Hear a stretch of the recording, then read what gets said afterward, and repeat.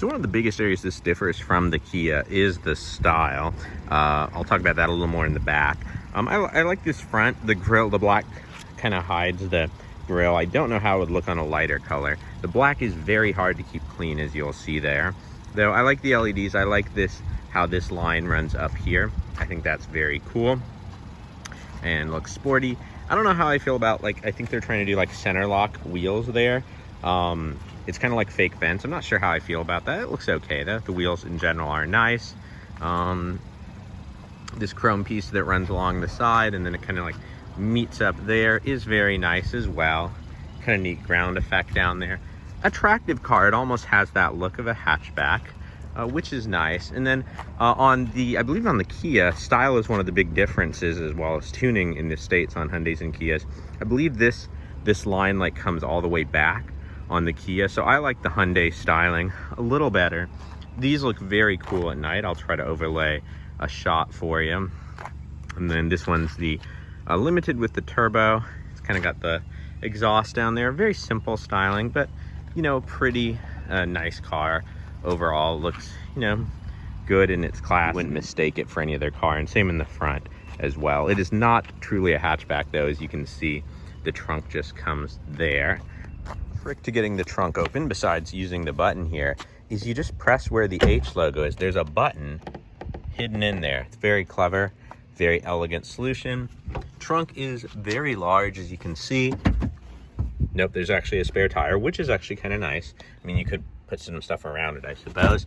And then of course these levers here do fold down those seats. You only get the inner section of it there, however. And that's that. And for that, so I think you have to lock it and then you have to remote start it. Like so.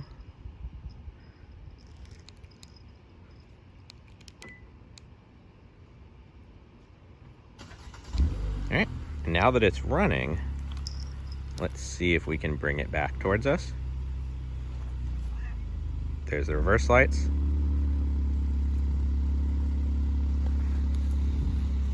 And there it goes. Pretty quickly, actually, compared to how I think the speed is actually higher in the Tesla. Let's do it forward now. So, you know, there are limited functions where that's cool. Anyway, let's check out some of the tech inside this bad boy now. So, there it is. Pretty small engine.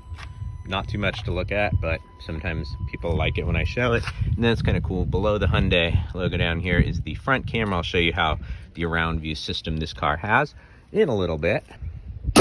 There's the side cameras that help give it that around view look, one in each mirror.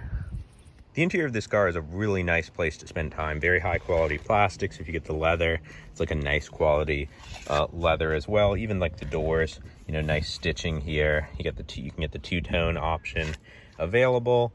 The Bose speaker there. We'll talk about that a little bit when we go through the infotainment. And then coming around to the interior, you get the Hyundai logo.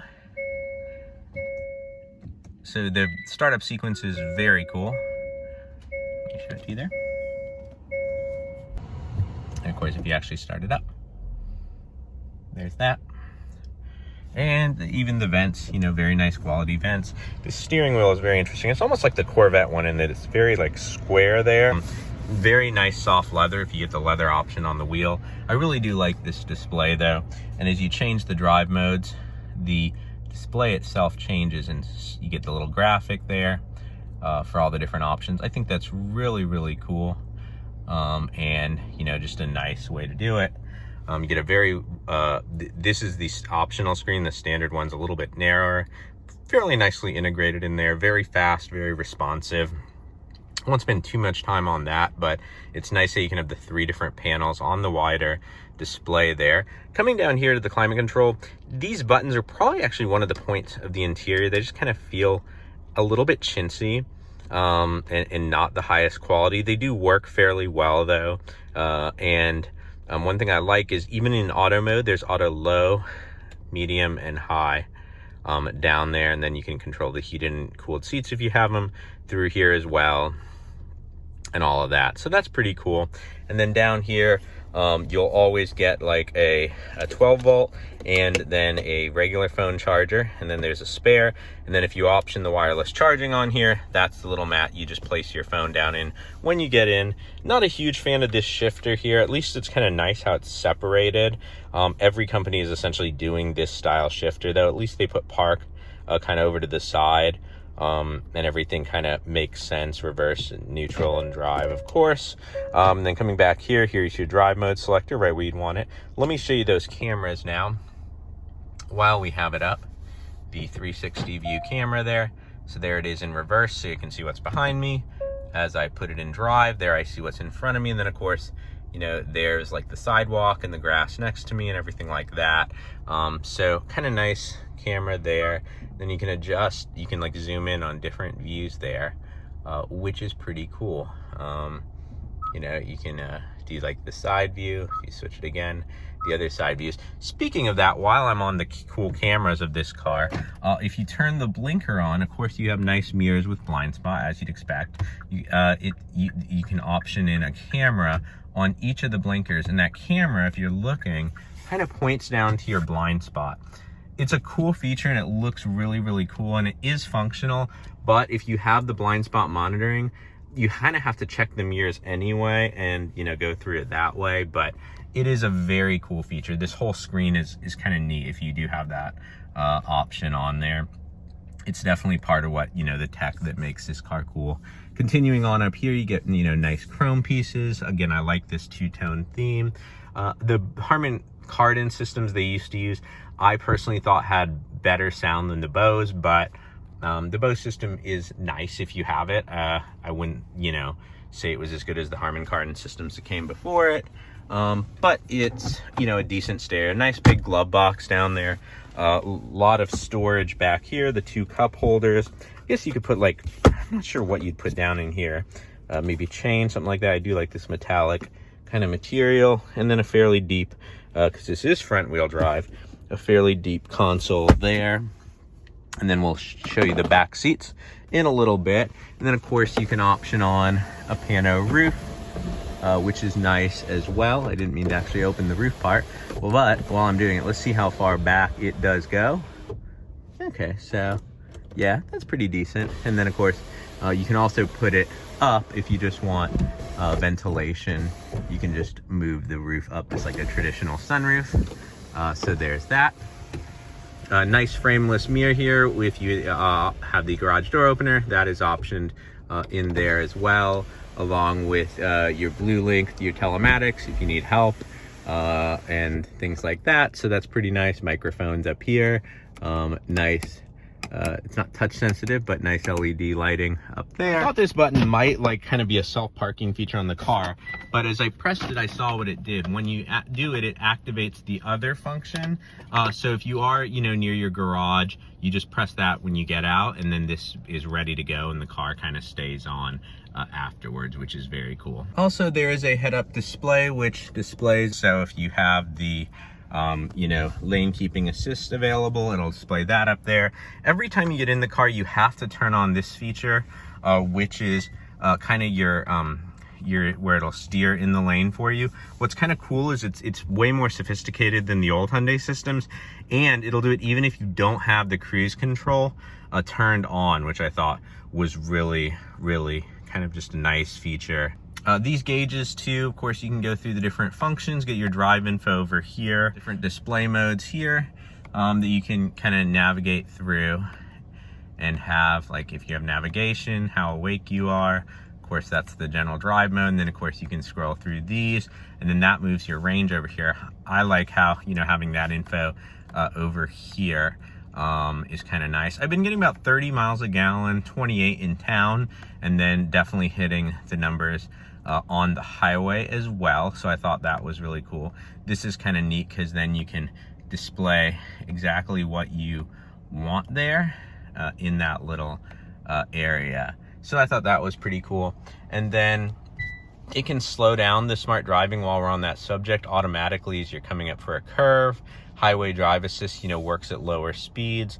You can program all the different warnings here. The autonomous here, it's almost level 2, I would say. Obviously, you have to keep your hand on the wheel and stuff, but it is very, very sophisticated. It does a nice job keeping you in your lane and steering for you and braking and all that good stuff.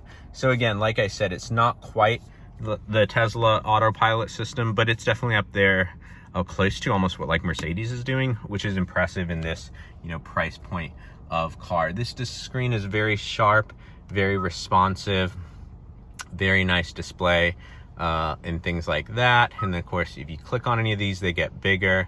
And then of course you can go to your menus, and let's see, depending what you want. Say you want to get into your media, that option is there. Then this is the home screen. Actually, no, that takes you home. I don't know where that's going to take us. Is it going to take us back to like Hyundai's headquarters? No, it's calculating, so we know it's far away. But yeah, like I said, it's just 1,000 miles away. So that's probably Hyundai's headquarters, I'm guessing. I don't know. And like I said, you can kind of swipe right and left. The sounds of nature, I know other people have done this in their video. It's kind of fun though. Oh my gosh, it's so loud. So you can have like a forest, waves, rainy day, open air cafe. What's a snowy village sound like? Let's see. Sounds like someone walking through the snow. It's kind of neat, the surround sound, you hear it back there. Kind of different. I have to stop that now so you can actually pay attention. Android Auto, Apple CarPlay, as you'd expect. You can do voice memos. You can see all your driving info. You can even pull up a digital user manual, things like that. So it really is a pretty nice telematics system here. You can actually have like profiles of like different users of the car, which I thought was kind of cool. So like I said, this is a very nice system. Hyundai's definitely, kind of class leading right now in their telematics. Down to the back, still a very nice place to spend time. You can get the stitched here, you get the metal, the door handles kind of flow, which I thought was kind of neat. And then there's the speaker down here. The seats are indented just under 6 feet, and I can actually like kind of fold my feet over, which is kind of a nice thing that, how I used to measure sedans if they were big. And like I said, there's just plenty of space back here. Not too many features, just a charger, some vents, console with some cup holders. That's about it. Pretty basic, interior, but it's comfortable. And there's even like a little notch up there as well for your head. So if you're really, really tall, you're not going to feel cramped back here. Like I said, just the moonroof does come back here enough to give you some light if that's open. So at the very end, I'll kind of compare how this is up against some of its competitors, like the Accord, like the Camry, things like that. For the driving dynamics, though, the Kias have always been a little bit more aggressive styling-wise, and just had a little bit sportier, more aggressive handling. This isn't a sports car. It's not going to necessarily be sporty.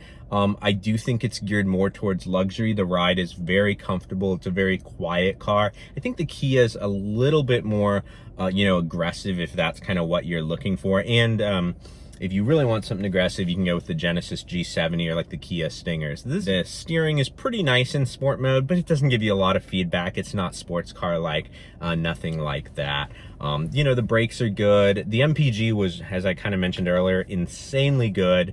I hit all the benchmarks, which is a good thing. I used like an eighth of a tank the whole week driving around. Granted, we're in quarantine, so I didn't drive around that much.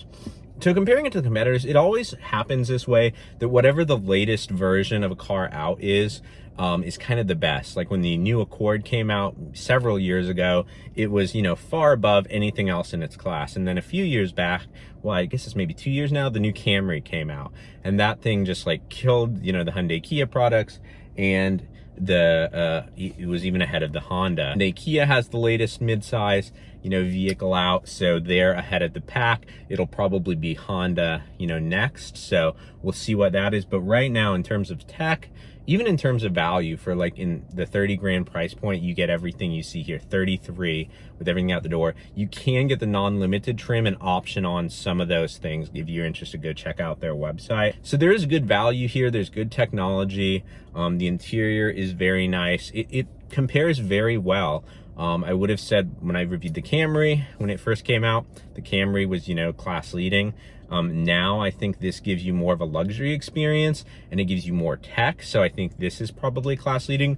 And, you know, Hyundai and Kia are going to have that for a little while. Let me know any competitors I missed down in the comments, or anything you wanted to know that I didn't talk about down in the comments. I didn't talk too much about the driving because, like I said, it's a mid-size kind of family sedan. It drives well, it's comfortable, and that's kind of what most people do care about. Well, next time, my speedy racers, drive on.